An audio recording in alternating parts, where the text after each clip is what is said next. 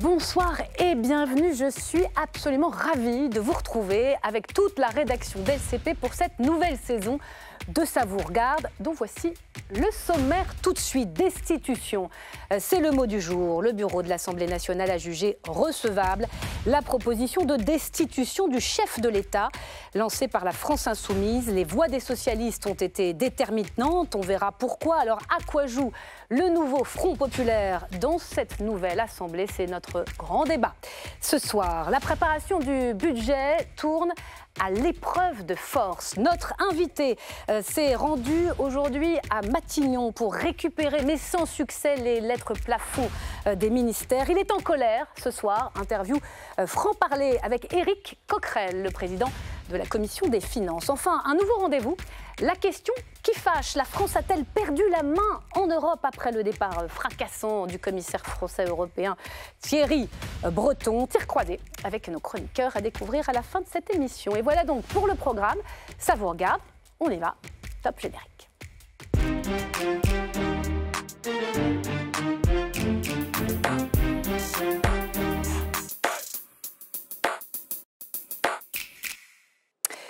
La guerre aux institutions est-elle déclarée, comme le dit aujourd'hui Gabriel Attal? Un débat va donc se tenir à l'Assemblée nationale sur la destitution d'Emmanuel Macron, même s'il n'a aucune chance d'aboutir. Ce sont les socialistes, au terme d'un vote très serré, on va le voir, qui l'ont rendu possible ce débat initié par les Insoumis. Alors nous ne sommes pas aux États-Unis, mais bien en France. Qu'est-ce que ça dit, cette destitution, cette procédure de la future Assemblée? Le bruit et la fureur vont-ils dominer le nouvel hémicycle? Bonsoir François Cormier-Baudigeon. Bonsoir Myriam. Bienvenue député Ensemble pour la République du Cher. Ce sont les macronistes à l'Assemblée. Bonsoir Arthur Delaporte. Bonsoir. Ravi de vous retrouver, député socialiste du Calvados, porte-parole du groupe socialiste à l'Assemblée. Bonsoir Anne-Charlène Bézina. Bonsoir Myriam. Grand plaisir de vous retrouver cette saison parmi nous, constitutionnaliste et maîtresse de conférences en droit public. Et bonsoir Nathalie Saint-Cric, que je ne présente plus, éditorialiste politique à France Télévisions. On est également très heureux de vous avoir sur ce plateau. Merci d'être là, merci d'être en direct. Un débat qui s'ouvre, comme chaque soir, par le billet, par le récap de Valérie Brochard.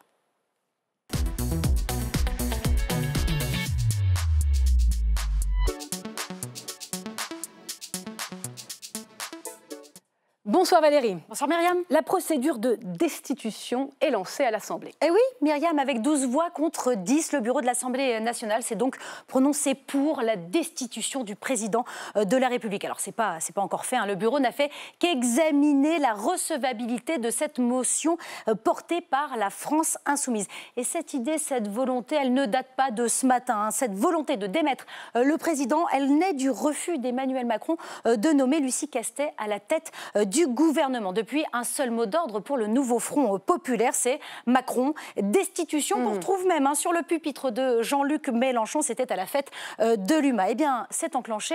Et ça, je peux vous dire que ça réjouit Mathilde Panot. C'est la première fois dans toute l'histoire de l'Assemblée nationale qu'une proposition de résolution sur la destitution du président est jugée recevable, où à majorité, les membres du bureau ont considéré que le président de la République n'était plus le garant du bon fonctionnement des institutions républicaines et que donc le débat devait avoir lieu devant l'ensemble du peuple français et que ce débat était sain pour la démocratie. Alors oui, mais pas sûr hein, que les 3 élus socialistes qui se sont ralliés aux Insoumis et qui ont donc fait basculer le vote en soi, aussi convaincus, incapables de trancher, ils ont tout simplement choisi un entre-deux. Regardez leur communiqué plutôt alambiqué. Nos représentants voteront en faveur de sa recevabilité. Pour autant, nous sommes résolument opposés à cette procédure de destitution. Oui, mais non. L'idée, c'est de voter oui pour la recevabilité, mais non en commission, puis en débat public qui devra avoir lieu dans les 13 jours après son passage en commission des lois. Alors, destitution ou pas? Eh bien, on a posé directement la question au député socialiste Iñaki Etcheniz, et vous allez le voir, Myriam, c'est pas beaucoup plus clair. Nous jugeons nécessaire que ce débat puisse avoir lieu ouvertement en commission des lois puis en hémicycle. Effectivement, nous jugeons que la temporalité et l'opportunité n'est pas à destituer le président de la République, mais bien d'avancer sur d'autres sujets. Bon bah alors c'est très simple, hein. Myriam, mathématiquement, cette motion n'a donc aucune chance d'être adoptée puisqu'il lui faut les 2/3 de l'hémicycle. Et je vous passe évidemment l'étape du Sénat où il faudra également un vote aux 2/3 de la Chambre haute. Bref, pas vraiment de panique chez les macronistes, mais ce qui les agace au plus haut point, c'est la mainmise de la France insoumise sur le Parti socialiste, comme le développe Roland Lescure. Ce qui est grave, c'est qu'on est un parti de gouvernement, le Parti socialiste, qui nous disent que cette motion n'a aucun sens, qui nous disent que cette motion est grotesque, mais qui votent quand même sa recevabilité, entre guillemets, pour que le débat ait lieu. Et ça affaiblit de manière extrêmement forte l'Assemblée nationale elle-même, le bureau de l'Assemblée nationale lui-même. Ce que sous-entend le député du camp présidentiel, c'est qu'en ne résistant pas aux sirènes protestataires de la France insoumise, le Parti socialiste s'éloigne encore un peu plus de son ancienne culture de gouvernement. Pendant que la France insoumise, elle, se frotte les mains, elle entretient la conflictualisation du débat et va donc occuper le terrain parlementaire et médiatique pendant quelques épisodes encore. Ok. Mais le président, dans tout ça, est-ce qu'une procédure de destitution vouée à l'échec peut concrètement affaiblir Emmanuel Macron ou bien au contraire renforcer la stabilité du camp présidentiel? Vous savez quoi, Myriam, je vais vous faire une réponse de socialiste. Peut-être bien que oui. Ben que non. Allez, les socialistes sont très normands ce soir. Arthur Delaporte, merci beaucoup, Valérie. Vous déclarez la guerre aux institutions, comme le dit Gabriel Attal? Au contraire, moi je pense que la décision qui a été celle des socialistes, c'est-à-dire de voter la recevabilité au stade du bureau, c'est-à-dire en fait de laisser le débat avoir lieu, c'est avoir des institutions qui sont apaisées. Qu'est-ce qui s'est passé depuis 7 ans maintenant? On a un gouvernement qui a écrasé le Parlement, qui a empêché le Parlement de débattre, de légiférer. On a des insoumis qui ont, de leur côté, eu des pratiques qu'on a pu critiquer aussi. Mais ce qui s'est passé, c'est qu'il y avait une tentative de verrouillage de l'institution. Et aujourd'hui... Alors, expliquez-nous, parce que les mots sont très forts. Vous verrouillez l'institution, comment, précisément, en quoi? Parce que vous avez eu, par exemple, une commission d'enquête des socialistes. En 2020, on avait une demande de commission d'enquête sur les retraites. Normalement, le bureau de l'Assemblée ne fait que valider les demandes des groupes. C'est de droit, chaque année, on peut décider d'avoir un sujet.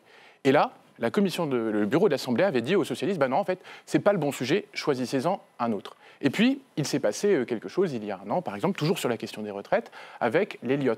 Les LIOT, le groupe LIOT a déposé... L'article 40 sur l'abrogation. Alors, on ne va pas refaire le film, parce que ça, c'est le passé, puis il y a eu des législatives et une nouvelle donne politique dans l'hémicycle. Le bureau l'avait laissé passer. Il avait laissé cette proposition être recevable, le débat avait eu lieu, et quand les insoumis ont déposé la même proposition, le bureau a dit « cette proposition de loi n'est pas recevable ». Tout ça, ça justifie de destituer Emmanuel Macron. Non, mais je reviens juste sur la fonction du bureau. Le bureau, en fait, son rôle, c'est de dire est-ce qu'il y a lieu d'avoir débat ou est-ce qu'il y a lieu de ne pas avoir un débat? Est-ce que les critères sont respectés ou est-ce que les critères ne sont pas respectés? Alors, on va y revenir à ce bureau qui devient très politique dans un instant. Mais globalement, nous, ce qu'on a considéré, c'est que le rôle du bureau, c'est un rôle technique. Est-ce que cette proposition de loi remplissait les critères fixés par la loi organique qui vise à appliquer l'article 68 de la Constitution. Pour ceux qui nous regardent, donc, pour vos électeurs, Monsieur Delaporte, vous, clairement, vous prêtez la main à une procédure que vous réprouvez sur le fond. Est-ce que vous trouvez ça cohérent? Mais bien sûr, parce qu'en fait, on ne peut pas dire qu'on est des démocrates et refuser le débat. Moi, je n'ai pas de problème à aller dire aux insoumis dans l'hémicycle que je ne suis pas d'accord avec l'idée de la destitution. Je n'ai pas de problème à le faire. Et ceux qui refusent d'avoir le débat, ce sont ceux qui, finalement, leur servent la possibilité de se présenter comme des victimes. Allons au débat.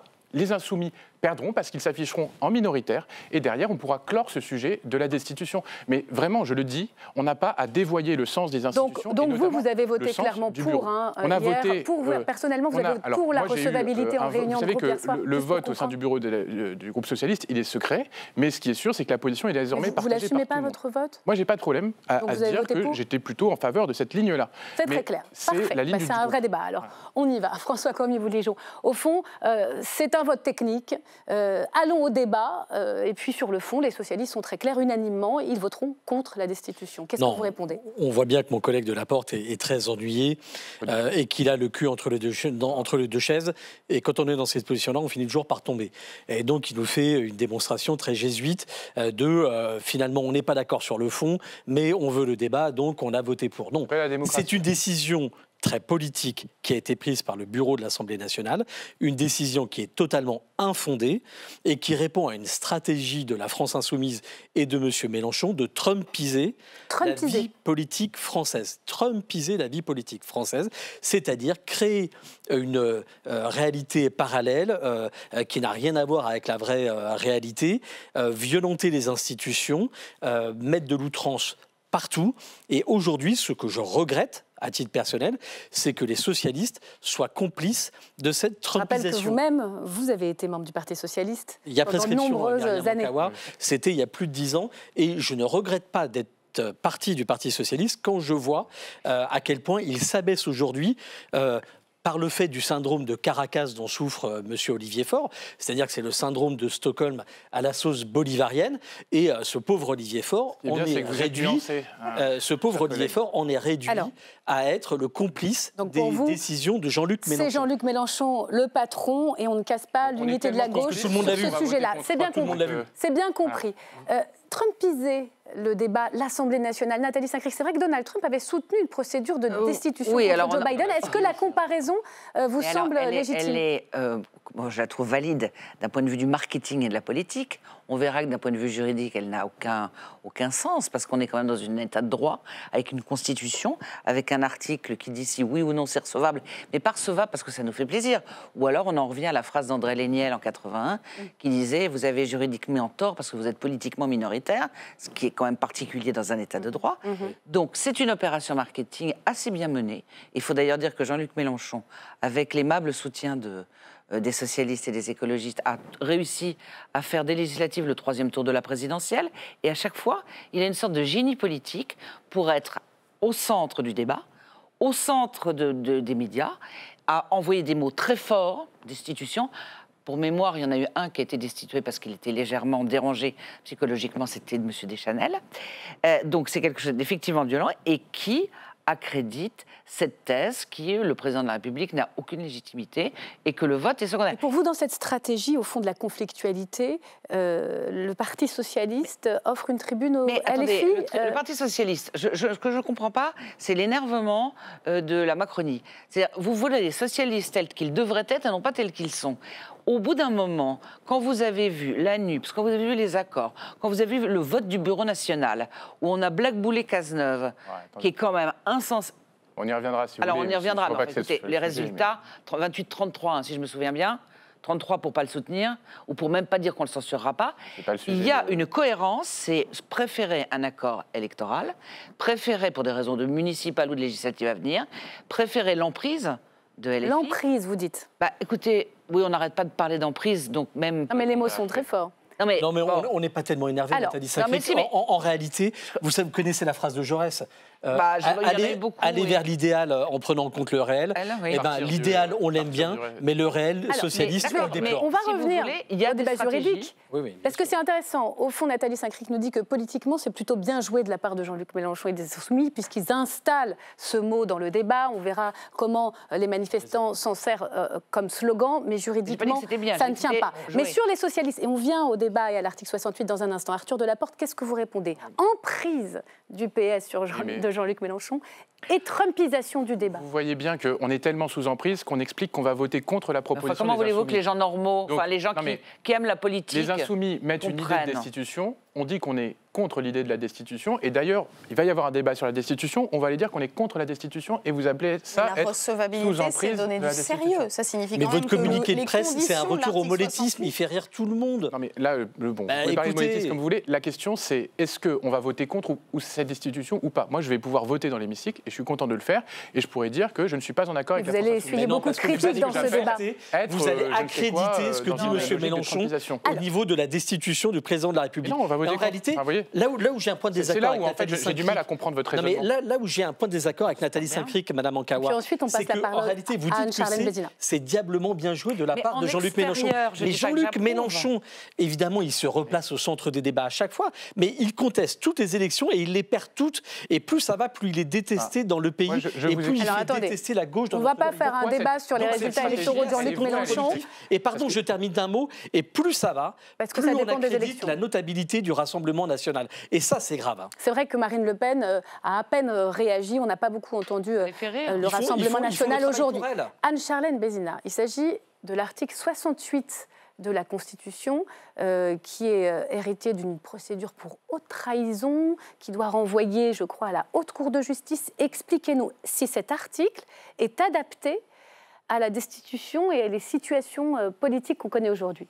Alors moi, je suis persuadée que l'article 68 est adapté à son temps, notamment parce qu'il a été révisé précisément en 2007, puisqu'auparavant, on parlait de haute trahison, qui était le vocabulaire justement hérité de Deschanel, avec cette idée de la prévarication, de l'intelligence avec l'ennemi, et aujourd'hui, cette idée d'un manquement manifestement incompatible avec la poursuite d'un mandat présidentiel va un petit peu plus clairement à son objectif, même si on perçoit dans l'importance des mots manifestement incompatible avec la poursuite d'un mandat que le même sens de la gravité, à mon avis, affecte cet article 68, qui est une procédure, il faut le dire, exceptionnelle. D'accord ?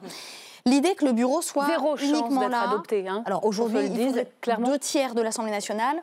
Alors, admettons que ce soit même possible, il faut encore 2/3 du Sénat, ce qui là semble très compliqué, et il faut ensuite 3/5 de ces membres-là réunis en haute cour avant que cette destitution ne soit considérée comme effective constitutionnellement. Donc oui, il y a très peu de chances pour qu'elle n'aboutisse. Mais la question de la recevabilité, c'est vrai qu'elle est technique, c'est-à-dire un bureau qui va dire oui ou non, les conditions sont remplies.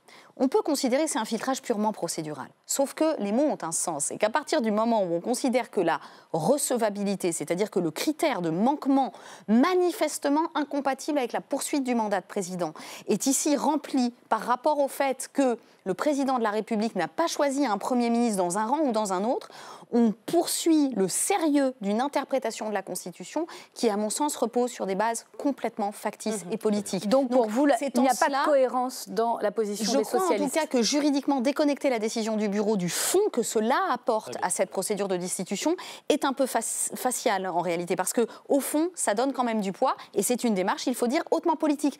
Pierre Avril, qui est à l'origine de la réforme constitutionnelle regrettée, qui est à l'origine de cette réforme constitutionnelle de 2007, avait dit justement que ces mots-là auraient une charge politique. Il avait évidemment. aussi dit que le bureau n'avait pas un rôle d'appréciation sur le fond, mais uniquement technique, Pierre Avril. Pas du tout technique, mais politique. Voilà. Le mot est le sien. Il avait dit, oui, mais il avait dit que ce n'était pas au bureau de faire une appréciation. Je suis sûre que nos téléspectateurs sont de grands fans de Pierre Avril. On a peut-être même des étudiants en droit, en faculté qui nous regardent. On les laissera trancher. N'hésitez pas à nous répondre, politique ou technique, la question du bureau et de la recevabilité. Quand même, c'est intéressant. On a des arguments politiques, on a des arguments juridiques. Au fond, est-ce qu'on peut ne pas regarder le fond d'une procédure quand il s'agit de décider de la recevabilité d'un débat? Est-ce qu'il n'y a pas un clivage intenable? La place de la démocratie. Enfin, parce qu'on a un sujet qui intéresse beaucoup de Français, la question de la destitution. Vous avez la moitié des Français qui sont pour. Et vous avez une petite chambre qui pourrait dire « ceci n'a pas sa place dans le débat public ». C'est la même chose qui se passe, par exemple, quand on reçoit des pétitions. Très souvent, on va les classer parce que, finalement, elles ont reçu des signataires, mais on les classe alors qu'en fait, on devrait les étudier, on devrait les examiner parce que je considère, moi, que le Parlement, c'est le lieu, la caisse de résonance des débats de la société. Même s'il s'agit d'un coup d'éclat institutionnel sans lendemain. Vous voyez bien qu'il va se retourner à la fin contre les Insoumis. Parce que vous pouvez dire que Jean-Luc Mélenchon est gagnant, mais à la fin, qui est-ce qui va sortir finalement avec une décision Vous êtes allié avec les Insoumis ou vous n'êtes pas allié avec les Insoumis? Je vous dis sur cette procédure-là... Vous allez aux élections avec eux, et là vous êtes en train de nous expliquer que vous allez faire en sorte qu'ils soient mis en minorité à l'Assemblée nationale. Il suffit juste de lire ce que les socialistes ont dit depuis un mois sur cette question de la destitution. On a été extrêmement constant. Dès qu'ils ont sorti cette idée dans le débat public le 18 août, on a dit, en fait, c'est un coup d'épée dans l'eau parce que vous allez faire... Oui, mais là, vous changez quand même un peu d'avis, parce qu'à la mi-août, vraiment, aucun socialiste n'était chaud. J'ai regardé les communiqués. À la mi-août, je suis désolé, c'est un débat qui s'est posé cette semaine. En fait, il y a un précédent. En 2016, le groupe LR, à l'instigation de M. Lelouch, qui n'était pas un tendre, décide de faire une procédure de destitution de François Hollande. Vous vous en souvenez? Je m'en souviens parce que j'ai le compte rendu du bureau sous les yeux. C'était un président socialiste, je crois. Bon, alors je sais que depuis, votre nouveau maître, c'est M.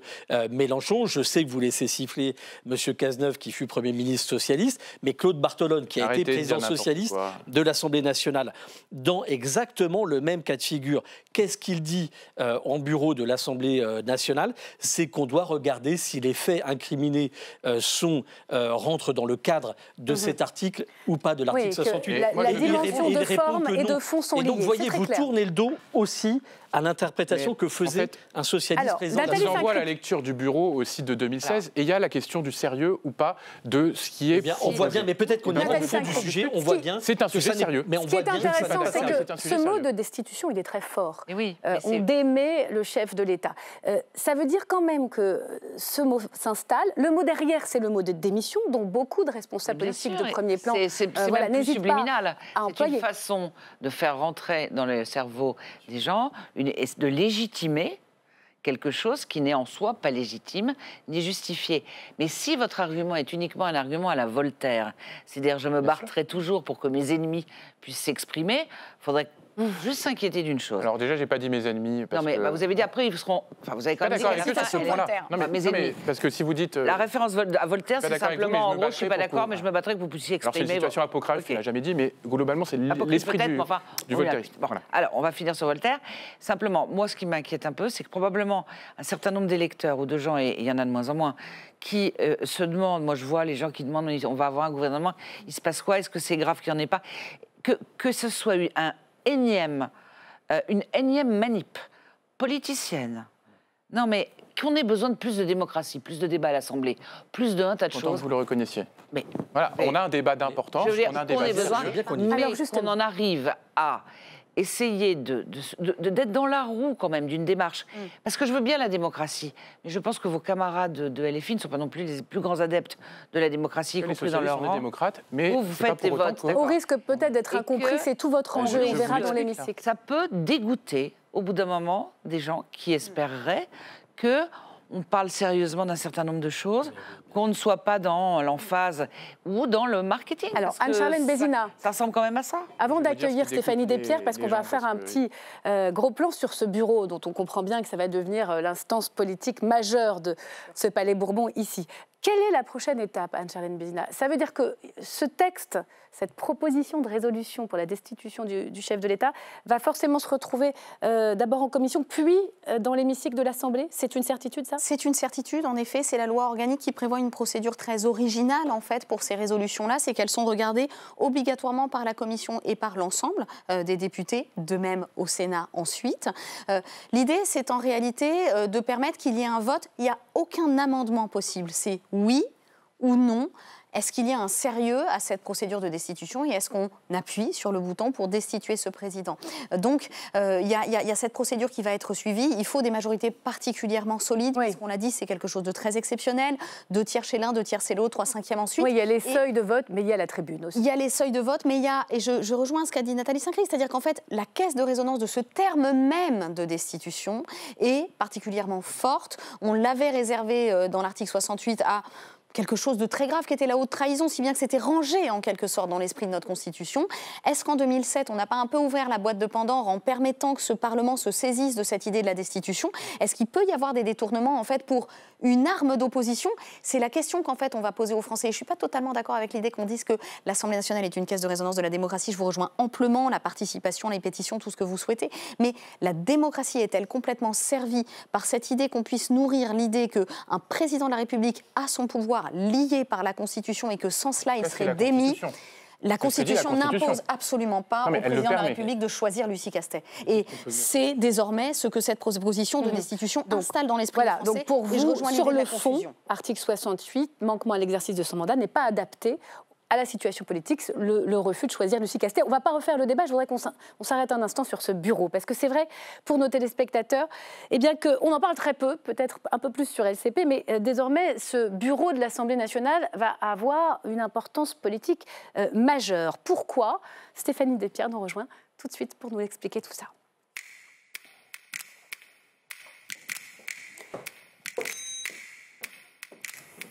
Bonsoir. Bonsoir. Bonsoir Stéphanie. Alors, qu'est-ce que le bureau de l'Assemblée précisément? À quoi sert-il? Alors le bureau, c'est la plus haute autorité de l'Assemblée nationale, une sorte de gouvernement qui organise la vie au Palais Bourbon, le déroulement des séances, qui fait respecter le règlement et qui dirige l'administration de cette Assemblée. Alors il est composé de la présidente de l'Assemblée, Yaël Braun-Pivet, de 6 vice-présidents, de 3 questeurs et de 12 secrétaires. Alors rappelez-vous, c'est un peu loin, il y a eu les JO entre-temps, mais fin juillet, les députés membres de ce bureau ont été élus par un vote dans l'hémicycle lors de l'installation de la nouvelle Assemblée. La bataille pour les postes a été extrêmement rude et le camp présidentiel a perdu, puisque c'est désormais le nouveau Front populaire qui a la majorité au bureau. Ils ont 12 députés de gauche autour de la table sur les 22 membres. Alors c'est inédit, c'est la première fois sous la Ve République que la majorité du bureau est d'une autre couleur politique que la présidente ou le président de l'Assemblée. Alors qu'est-ce que ça peut changer concrètement ? Cette instance très organisationnelle va devenir une instance très politique parce qu'elle a la main, Myriam, sur des décisions importantes. C'est le bureau, par exemple, qui valide les sanctions, comme celle contre l'insoumis Sébastien Delogu qui avait brandi, rappelez-vous, en mai dernier, le drapeau palestinien dans l'hémicycle. Alors, concernant les sanctions les plus dures, dès que le nouveau Front populaire a obtenu la majorité dans ce bureau, en juillet, la chef des Insoumis a clamé que beaucoup de choses allaient changer sur ce point de vue. Et je vous rappelle aussi que c'est le bureau qui lève l'immunité parlementaire d'un député. C'est aussi le bureau qui donne le feu vert, ou pas, à l'examen des propositions de loi. Alors chaque réunion risque de tourner au bras de fer. On fait de la politique, on est là pour ça, assume la France insoumise. Perdre la majorité au bureau, c'est la pire chose qui nous soit arrivée, confiait une députée du camp présidentiel qui s'inquiète. Je ne sais pas comment Yaël Braun-Pivet va tenir, ça me paraît impossible. Et à gauche, certains n'hésitent pas à parler de cohabitation entre la présidente de l'Assemblée et le nouveau Front populaire. Merci beaucoup Stéphanie. Nathalie Saint-Cric, elle est là la cohabitation finalement? Ah bah en partie, oui. Alors après, plus que jamais. Il est... Après, d'ailleurs, dès ce matin... Il est tenable ce bureau pour vous? Écoutez, il est tenable. Il y a eu un vote. On peut pas. Qu'après, il y a eu un certain nombre de personnes qui soient mal débrouillées et que finalement le résultat soit assez baroque par rapport à ce qui était prévu. C'est comme ça, mais il est. En plus, on a. Vous nous rappelez peut-être les macronistes n'ont pas réussi à faire acte de présence des Potrominais. Vous dormiez, enfin pas vous personnellement, dans l'hémicycle. Mais il se trouve 40 macronistes. Alors soit ils n'étaient pas contents. Il manquait des socialistes aussi. Il manquait des gens de tous les bancs. Il se trouve qu'il y a quelquefois des brèches qui sont possibles dans le débat parlementaire, dans des votes, et on les connaît depuis une éternité. Ça peut être la nuit, ça peut être quelqu'un qui n'est pas là, voilà. Et il se trouve que c'est effectivement... Mais il n'y a pas de raison de remettre en cause quelque chose. C'est la démocratie la plus parfaite. Après, on peut s'en plaindre, et on la peut plus le déplorer, et on peut surtout voir s'il y a peut-être aussi une magie... une magie de responsabilité qui fait que pour ce qui est des sanctions éventuellement qu'on pourra infliger aux personnes qui se sont mal conduites dans l'hémicycle, et Dieu sait s'il y en a eu récemment, peut-être que tout d'un coup, il y aura un sursaut. Voilà, et que ça sera Arthur pas Delaporte, vous avez un grand sourire. Qu'est-ce que ça va changer? Pour ceux qui nous regardent, la gauche majoritaire dans ce bureau, ça veut dire que les sanctions tomberont, mais elles seront plus clémentes en cas de tumulte? J'ai toujours en effet défendu une position qui était que les sanctions sur la précédente législature avaient été bien trop importantes par rapport à ce qui avait été donné sur les législatures d'avant. Si on reprend des législatures un peu houleuses, par exemple 1946-47, il y avait moins de sanctions, alors que l'hémicycle était extrêmement tendu pour les mêmes mots. Oui, mais sur des raisons plus idéologiques que ce qu'on a actuellement. Le mot assassin, qui a donné l'objet d'une exclusion sur Aurélien Saint-Toul, député ce mot-là, il a été employé prononcé 12 fois pendant la Ve République et à aucun moment il n'avait donné lieu au préalable à des sanctions. Vous nous dites là que les socialistes au bureau sanctionneront moins facilement les insoumis? C'est une question que je vous adresse. Je ne parle pas des insoumis parce que je dis par exemple qu'il y a des choses qui ont été sanctionnées et d'autres non. Yaël Braun-Pivet a beaucoup sanctionné quand d'autres de ses collègues, quand ils étaient présidents, n'ont pas sanctionné. On est ici sur l'épisode où il y a eu 10 fois plus de sanctions en l'espace de 2 ans qu'il y en avait eu. Pour vous, Yaël Braun-Pivet n'était pas impartiale, clairement. Je dis juste qu'elle a eu une sanction facile. Est-ce que pour autant la sanction a permis de rétablir l'ordre parce que c'est la fonction première dans l'hémicycle? La réponse est non. Est-ce qu'il y a eu des comportements qui, pour moi, étaient trop expressif dans l'hémicycle? Oui, mais la question c'est est-ce que la sanction a été proportionnée? La réponse est non. Par exemple, si on reprend le cas du drapeau, il a donné lieu à une exclusion de 15 jours. Le drapeau il y avait déjà eu brandi des pancartes brandies précédemment et elles n'avaient pas donné lieu à des telles sanctions. Elles avaient donné lieu, par exemple, à un rappel à l'ordre, etc., mais des choses de gravité moins importante. Il faut rappeler la sanction pour M. Delogu, exclusion pendant 15 jours avec évidemment revenu sur salaire. Il y a eu en effet un usage disproportionné la sanction maximale. Et le bureau en fait, était Yael Braun-Pivet, je demande ça, elle avait la majorité au bureau, elle était suivie. Mais je note que certains de la majorité, par exemple Jean-Paul Mattei du MoDem, étaient choqués eux-mêmes par parfois la sévérité de certaines sanctions. Il y a eu il y a eu des sanctions qui ont été infligées à des gens de la majorité sortante. Hein. Oui, mais alors très bien. C'est important quand même. Qu'est-ce que vous êtes inquiet ou au contraire vous faites confiance à la démocratie? Un bureau exécutif qui aura beaucoup de pouvoir, mais qui est tenu par une majorité d'opposants. Je vais vous dire sur quoi. C'est pas forcément un mal.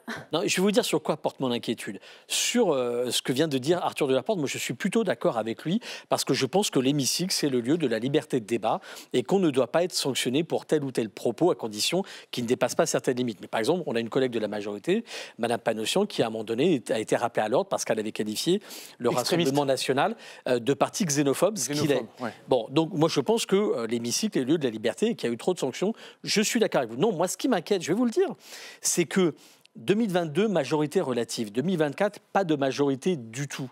C'est une opportunité en réalité pour que l'Assemblée nationale reprenne du pouvoir alors que la pratique de la Ve République a donné trop de pouvoir à l'exécutif et à la haute administration. Or, par l'irresponsabilité d'un certain nombre de groupes politiques, nous sommes incapables de reprendre le pouvoir à l'Assemblée nationale.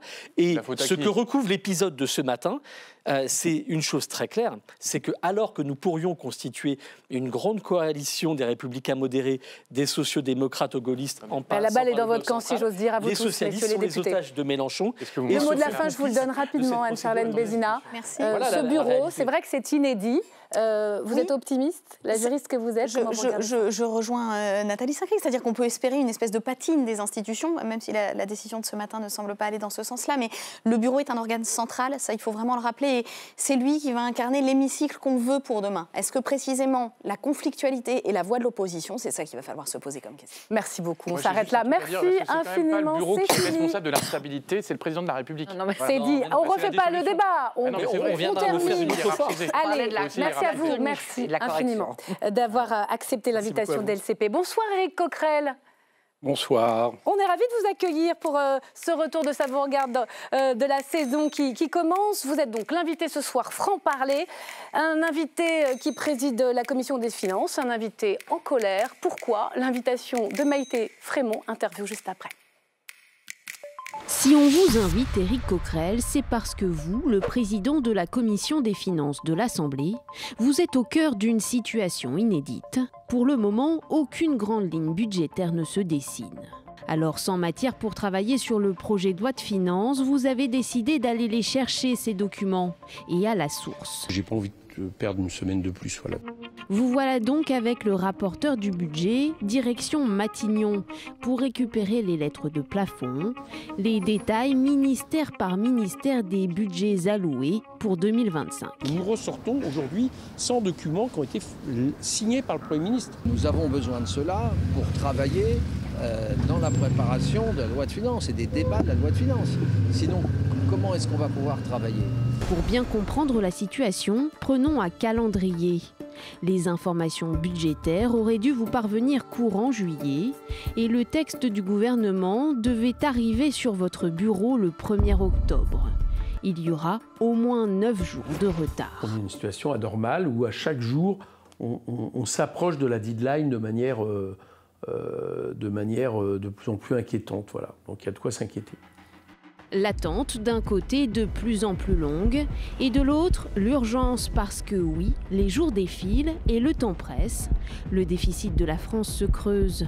Les prévisions du Trésor, les voici: 5,6% du PIB en 2024, 6,2% en 2025.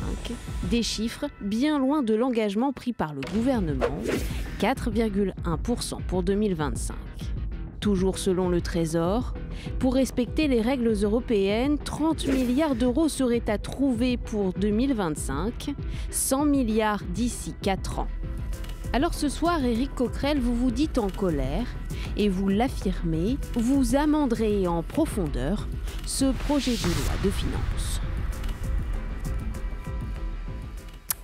Rebonsoir Éric Coquerel. Vous avez donc essuyé une fin de non-recevoir de Matignon dont vous êtes ressorti bredouille au bout de 40 minutes. Vous êtes en colère, on l'a bien compris. Expliquez-nous concrètement ce qui s'est passé. Nous sommes en colère, Charles de Courson et moi-même. Le rapporteur général. Voilà. Et nous ne sommes pas en colère par rapport à nous, mais il faut bien considérer que l'entrave qui nous a été faite aujourd'hui sur des droits constitutionnels qu'ont le rapporteur général du budget et le président de la commission des finances est extrêmement grave.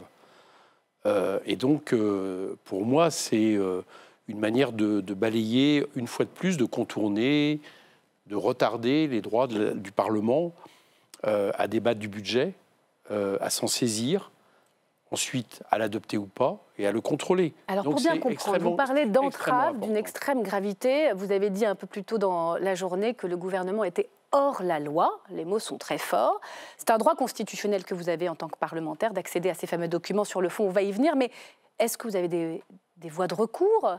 Dire que le gouvernement est hors la loi, ça doit appeler à des conséquences. Lesquelles ? Mais c'est factuellement vrai.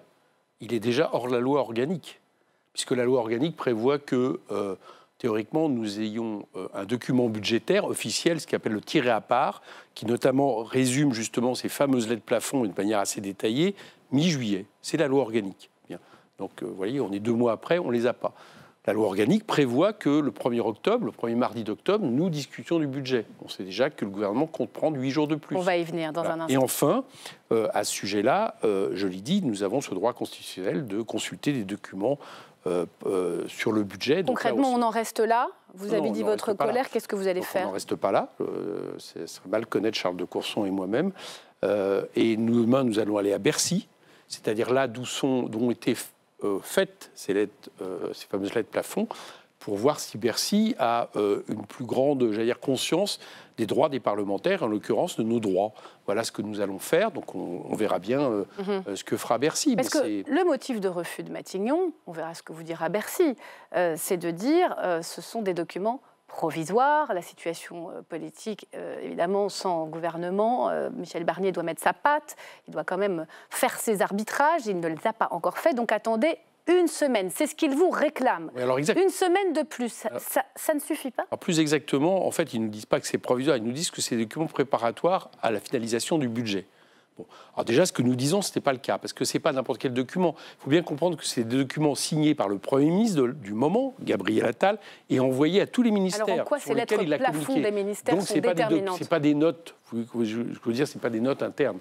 Ce sont clairement les fléchages des économies, 25 à 30 milliards pour 2025. Bien sûr. Alors, là où Monsieur le Premier ministre est contradictoire aussi, c'est qu'il nous dit « je ne vous les donne pas ». Mais attendez, dans une semaine, je vous donnerai un document dont on ne connaît pas vraiment quels seront les détails, qui s'appuieront, dit-il, sur ces lettres plafond. C'est-à-dire, il dit lui-même qu'il va construire le budget sur ces lettres plafond et qu'il nous donnera à ce moment-là un document préparatoire. Mais s'il nous donne un document préparatoire en une semaine, pourquoi perdre encore une semaine pour ne pas avoir des lettres plafond dont il dit lui-même qu'il va appuyer son budget dessus, même s'il l'amende, même s'il le modifie, mais ça sera quand même la base de son budget. Donc ça nous fait perdre encore plusieurs jours alors qu'on a 2 mois de retard. Cette question du calendrier, elle est centrale. On sait que le débat parlementaire sur le budget, il est contraint par la Constitution. L'horloge tourne. Ce que dit Charles de Courson va beaucoup plus loin que ce que vous dites vous. On sait que les finances publiques, elles sont exsangues. On a vu la note du Trésor, le dérapage, il est massif.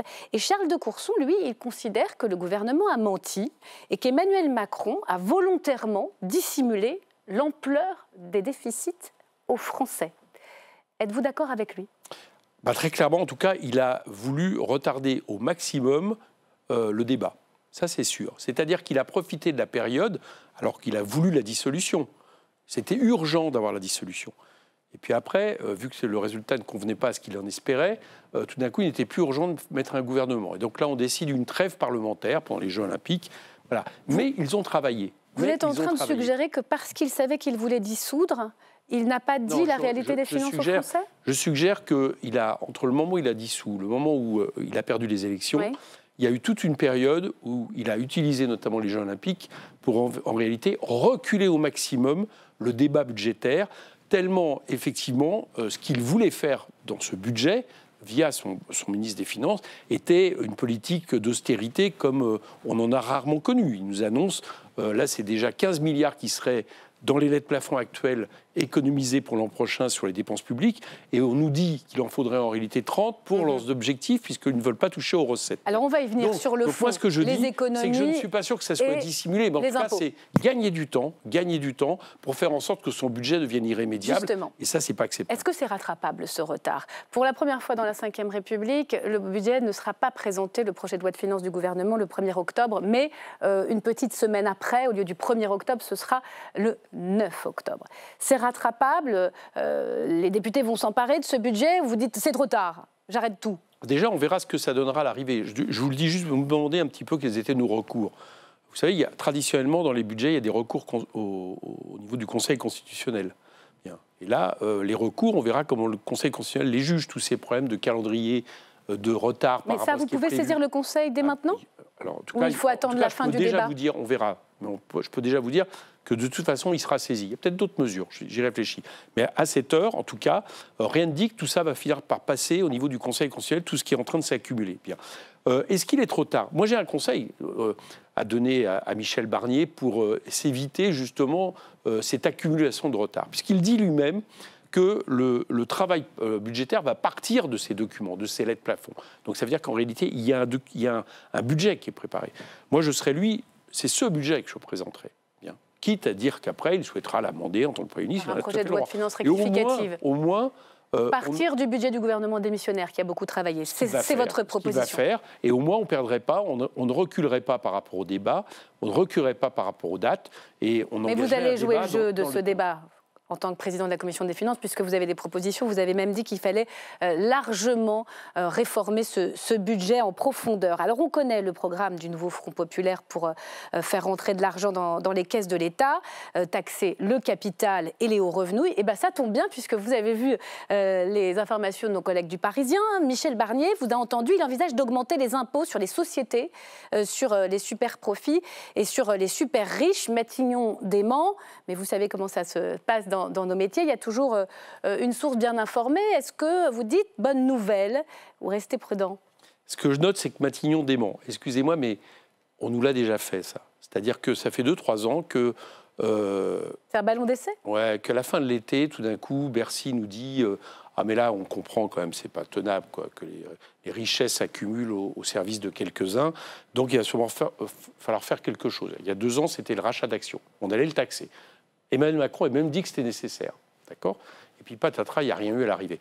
Donc, si vous voulez, j'attends de voir, mais je ne crois pas. Vous sentez bien quand même qu'il y a une petite musique. On sent bien que le tabou, la ligne rouge sur les impôts, la hausse d'impôts est en train d'être franchie. Cette petite musique, c'est peut-être faite aussi pour calmer les choses et puis pour finir par avoir des miettes. Or, ce n'est pas des miettes que nous pouvons avoir. Pierre Moscovici de la Cour des comptes, le gouverneur de la Banque de France, disent très clairement qu'il faudra augmenter les impôts.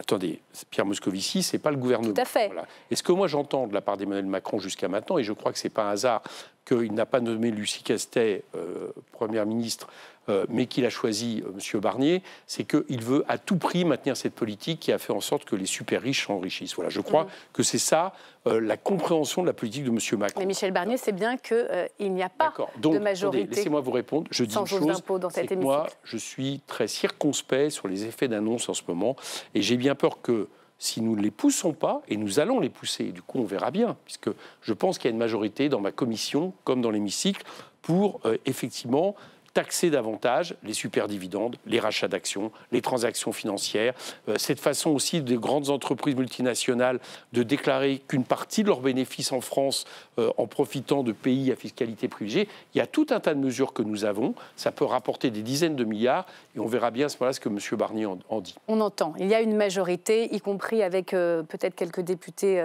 du MoDem, qui avancent sur ces propositions. En attendant, la droite et le bloc central considèrent que le gros des économies, 25 à 30 milliards donc pour 2025, sont à trouver dans les dépenses, en baissant les dépenses. Est-ce que chez les Insoumis, ce débat, il est possible? Est-ce que vous pouvez voter des mesures d'économie ou vous l'excluez d'entrée de jeu? Des mesures d'économie qui, par exemple, s'attaquent à des dépenses fiscales, oui. Oui, mais moi, je ne parle pas d'impôts. Je vous parle de ça. Non, mais là, d'économie sur les dépenses, les collectivités locales, le fonctionnement de l'État. Là, je ne vous parle pas d'impôts, je vous parle de dépenses fiscales. Ce n'est pas des impôts. C'est par exemple le fait de payer moins d'impôts, des niches. D'accord ? Il y a la niche Copé, il y a une partie du crédit impôt recherche qui favorise les très grandes entreprises et qui Alors ça, on parle du volet recettes dans un deuxième temps. Il y a des dépenses, il y a par exemple des dépenses d'aide aux entreprises qu'il faut remettre à plat parce que sur les 200 milliards, il y en a plein qui vont à des entreprises qui n'en ont pas besoin, qui les transforment en dividendes pendant que d'autres en ont besoin pour créer de l'emploi, etc., etc. Donc ça, on est prêt à l'examiner, bien évidemment. Maintenant, si, pour vous répondre, l'idée est d'attaquer les dépenses publiques, c'est-à-dire en réalité, c'est toujours la même chose. La protection sociale des Français, c'est-à-dire les dépenses publiques en faveur de l'éducation, de la santé, de la culture, comme ils s'apprêtent à le faire, parce que moi j'ai vu les chiffres. Les chiffres, c'est on va sabrer dans tous ces ministères. Qui sont dans l'écologie, les plus pénalisés, les plus sacrifiés pour vous ? En pourcentage, de ce que j'ai vu, la culture, le sport sont très sacrifiés, mais en termes de masse financière, le ministère de la Transition écologique, qui devrait être prioritaire, si on les suit, y compris déjà pour 2024, puisqu'il veut instaurer des annulations de crédit pour 2024, c'est des milliards qui seront économisés. Bon. Donc là, qu'on ne compte pas sur nous. Oui. Alors qu'au Donc contraire, un compromis, pour se investir. le dire très franchement, avec la gauche sur le budget au global n'est pas possible. N'est pas possible. Par contre, moi, je vais vous dire, avec qui nous pouvons trouver un compromis sur les mesures que nous allons proposer, c'est avec l'Assemblée nationale. Parce que, paradoxalement, il y a ce que vous dites, le bloc central, la droite, mais dans l'Assemblée nationale, à certains moments, ce que j'observe, c'est qu'on arrive à avancer sur des mesures qui, finalement, sont assez proches de ce que le Nouveau Front populaire disait. Raison pour lesquelles je pense qu'un gouvernement aurait pu tenir un certain temps. Mais vous souhaitez vraiment avancer sur ce budget avec un Premier ministre de droite, ou vous souhaitez tout simplement, à Noël, faire tomber ce gouvernement s'il passe par 49.3 ? Quel est l'objectif des Insoumis réels sur le budget ? Notre objectif, pas que des Insoumis. L'objectif du Nouveau Front populaire, il est clair. C'est qu'on va faire notre travail de parlementaire. Donc, on va essayer de transformer ce budget en profondeur. Bien. Et à ce moment-là, le gouvernement aura un choix. Pourquoi, après tout, ne pas poser la question au gouvernement de dire si ce budget est transformé, est-ce que, vu la nouvelle situation, vous acceptez d'en faire vôtre ? Voilà, ils ne l'ont pas fait pendant 2 ans. Ils sont passés outre, ils ont fait des 49.3. S'ils passent outre, notre rôle, ça sera d'empêcher que ce budget sévisse dans le pays et donc de le battre, très clairement. En faisant voter une motion de censure, j'imagine. En faisant voter, ou en votant déjà contre le budget, et en faisant voter des motions de censure. La route est longue, le marathon budgétaire, c'est tout l'automne, il va y avoir beaucoup de rebondissements et vous êtes évidemment le bienvenu sur LCP. Merci beaucoup. Éric Coquerel, c'est la dernière séquence de l'émission, ça s'appelle La question qui fâche et c'est un tir croisé avec nos chroniqueurs qu'on accueille tout de suite.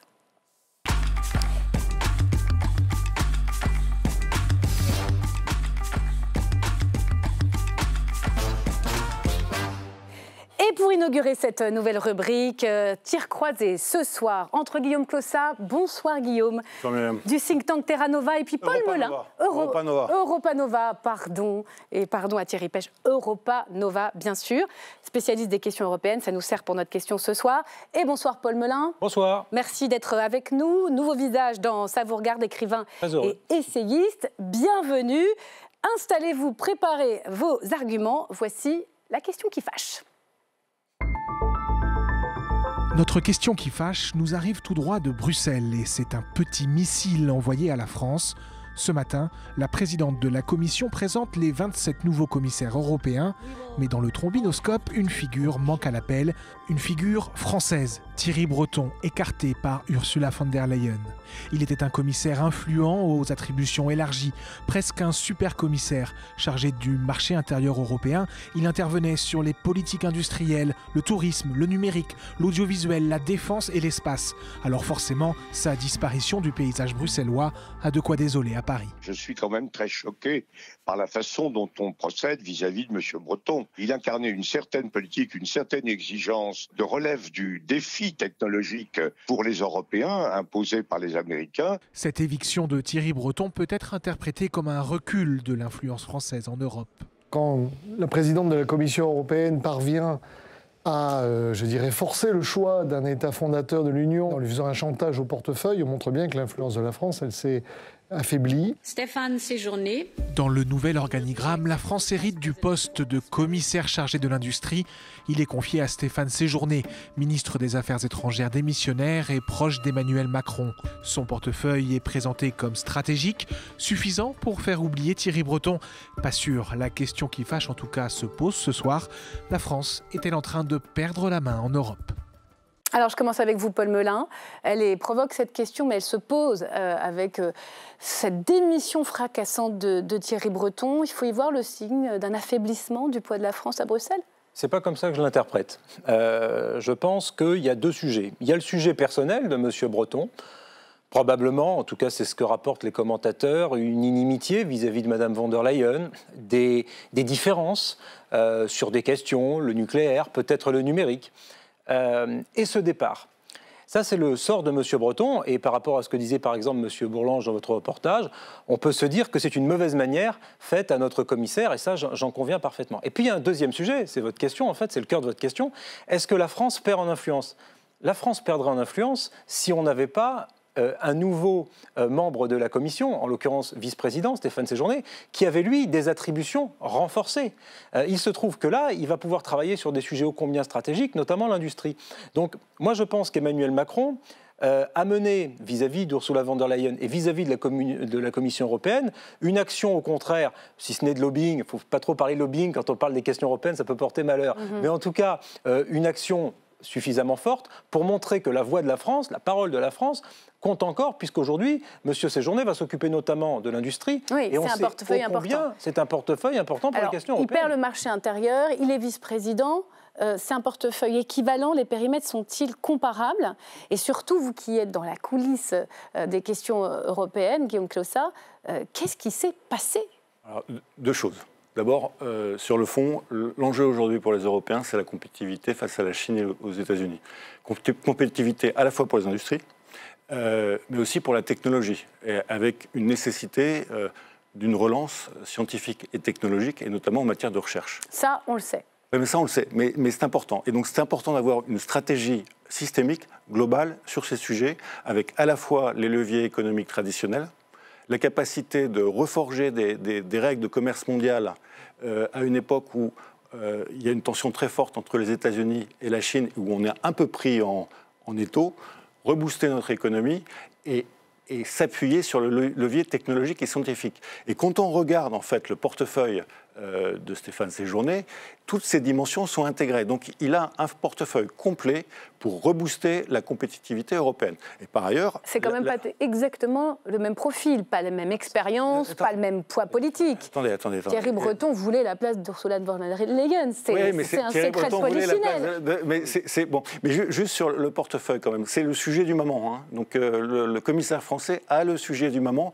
et c'est un sujet de surgie vital pour les Européens. Et pour la première fois, le marché intérieur, parce que non, en fait, la direction, la DG Gros, en fait, dépend de lui. La DG Gros, c'est le marché intérieur plus les industries. Pas trop technique. Vous voulez nous dire ce soir qu'en fait, il n'y a pas de perte d'influence sur les périmètres, sur le poids des différents commissaires. Et après, tout va dépendre... Séjourné, Breton auront autant de défis à relever.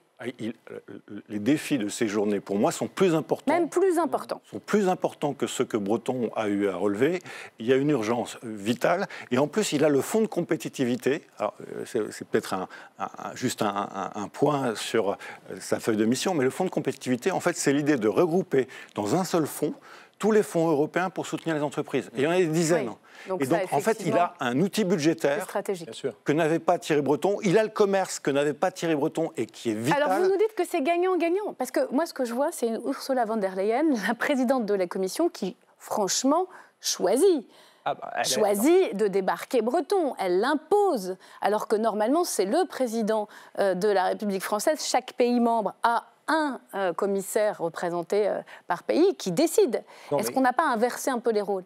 Que Ursula von der Leyen ait un rôle très important, que ce soit une femme influente qui préside aux destinées de ce continent, c'est une évidence. Je suis d'accord avec cette analyse. Mais est-ce que c'est normal qu'elle ait un peu dicté le choix à Emmanuel Macron? En tout cas, la sortie à Breton. En fait, si jamais elle lui avait dicté le choix, ce ne serait pas normal. Mais je soupçonne le président de la République d'être suffisamment fin limier et bon manœuvrier pour avoir pensé cette question et s'être dit de toute façon, Monsieur Breton, quoi qu'il en soit, a priori, il y a cette inimitié, donc je vais proposer Stéphane Séjourné, dont on sait que c'est un proche du chef de l'État. Vous parliez tout à l'heure du profil. Il est vrai que le profil de Stéphane Séjourné est plus jeune et moins expérimenté sur le papier que celui de Thierry Breton, qui a été patron d'Atos, etc. Mais il se trouve quand même que Stéphane Séjourné, il a placé des pions. Il connaît bien quand au Parlement européen, il a été chef de son groupe au Parlement européen, il connaît très bien, effectivement, les rouages de Bruxelles. Ce n'est pas un perdreau de l'année. Il arrive du Quai d'Orsay en France. Donc, moi, je pense que ce soit sur la personne de Stéphane Séjourné ou que ce soit sur ses attributions, il y a une volonté du chef de l'État de conserver une parole forte de la France en Europe. Et ça, après, on peut en dire ce que l'on veut, mais sur la méthode, si on conçoit que la France doit rester dans l'Union européenne et que la France doit travailler en européen, eh bien dans ces cas-là, il faut qu'on se donne les moyens de peser dans ces discussions. Et cette vice-présidence, pour moi, fait partie des moyens de peser dans ces discussions. Donc, plutôt le point à Macron là-dessus. Il y a un sujet, en fait, sur le profil de Stéphane Séjourné qui est plutôt favorable à sa nomination comme vice-président, c'est que si le vice-président exécutif est trop fort, et il a du mal à gérer un collectif de commissaires qui ont aussi des personnalités assez fortes. Et donc Thierry Breton aurait été dans une situation très compliquée pour gérer deux anciens vice-présidents de la Commission européenne qui sont des gens très forts, parce que dans le périmètre élargi de Stéphane Séjourné, il y a le commerce que gère Maroš Šefčovič, qui a été vice-président de la Commission européenne plusieurs fois et qui est là depuis 20 ans. Donc c'est quelqu'un de très corseté. Il y a les questions économiques que gère l'ancien Premier ministre letton Dombrovskis, qui a été premier vice-président exécutif de la Commission. Il y a une commissaire bulgare à la R&D avec des budgets considérables. Et donc, pour gérer ce type de portefeuille très important, il faut des gens qui savent mettre leur ego de côté. Ah oui. Et leur ça, influence. Oui, mais attendez, mais c'est vachement important. Il est très, très et donc politique, leur influence dépend aussi de leur capacité à mettre les gens qui vont gérer. Et c'est un très proche du chef de l'État. Et en même temps, voilà, c'est là vous savez ce que dit la gauche. La gauche dit il en profite pour, sans prévenir Michel Barnier, placer l'un de ses proches. Ça, on ne sait pas. En tout cas, moi, je pense qu'effectivement, le président de la République, quand vous détaillez comme ça les sujets dont il va avoir à s'occuper, ce sont des sujets éminemment stratégiques, dont le président lui-même a fait des priorités sur l'Europe. L'autonomie stratégique, la puissance de l'Europe ou la souveraineté européenne, notamment, effectivement, vous en parliez tout à l'heure, par rapport à la Chine ou aux États-Unis d'Amérique, c'est en fait comment se doter d'une recherche, d'une technologie de pointe en Europe, c'est des sujets fondamentaux, comment avoir une industrie capable de concurrencer les Chinois, les émergents, les Américains. Enfin, vous imaginez le travail qu'il y a à fournir, et ce travail-là, évidemment, par-delà la personnalité, je ne veux pas faire offense là à M. Séjourné, mais par-delà la personnalité de M. Séjourné, en fait, c'est la voix de la France qui s'exprime. C'est quelle place pour la France dans cette commission. Et la place de la France, c'est là que moi je trouve que c'est plutôt porteur d'espoir, il faut se modérer. Mais bon, vous nous rassurez ce soir, voilà. On garde la main en France. Moi je pensais, quand je voyais Thierry Breton bagarrer directement avec les GAFA, directement avec Elon Musk, qu'il y avait là un poids politique extraordinaire, il voulait rester ou même s'imposer à la tête de la commission, c'est raté. Myriam, pour moi, il y avait une question. Non, mais il y avait une question. Pour terminer, il y avait une question de méthode, parce que j'ai fait pour la commission le premier rapport sur les GAFA et sur la souveraineté numérique et technologique. Et le sujet, c'est que si vous voulez affronter les GAFA, il ne faut pas se confronter directement à eux. Il fallait récupérer des informations sur les GAFA qui existent aux États-Unis en faisant intervenir au Parlement européen toutes les personnalités anti-GAFA aux États-Unis pour éviter. Ça a pu faire tousser au sein même de l'Union. Du coup, on a forcé le gouvernement américain à soutenir les GAFA. On a eu des régulations qui étaient moins fortes que celles qu'elles auraient dû être. En tout cas, donc la confrontation, c'est pas toujours ce qu'il y a de mieux pour faire avancer les intérêts nationaux et européens. Et balayer les idées reçues sur justement une perte d'influence. C'est aussi intéressant de vous avoir. Merci, vous reviendrez, j'espère. Avec joie. C'est la fin de cette question qui fâche, c'est la fin aussi de cette émission. Mais avant de se quitter, on va regarder ces femmes en or dans la cour d'honneur de l'Assemblée nationale. Vous les reconnaissez, Olympe de Gouges, Simone Veil, Louise Michel, Gisèle Halimi, Simone de Beauvoir. Ce sont les statues des 10 femmes mises à l'honneur lors de la cérémonie d'ouverture des Jeux Olympiques de Paris. Elles sont exposées, vous le voyez, en majesté au Palais Bourbon. Inauguration de Yael Braun-Pivet aujourd'hui. Exposition ouverte au grand public à partir du week-end prochain pour les Journées du patrimoine et jusqu'au 5 octobre. Il va y avoir plein de créneaux horaires sur le site de l'Assemblée. Tout de suite, soirée documentaire Jean-Pierre Graffien. On revient demain avec beaucoup de plaisir. Même lieu, même heure. Très belle soirée sur LCP.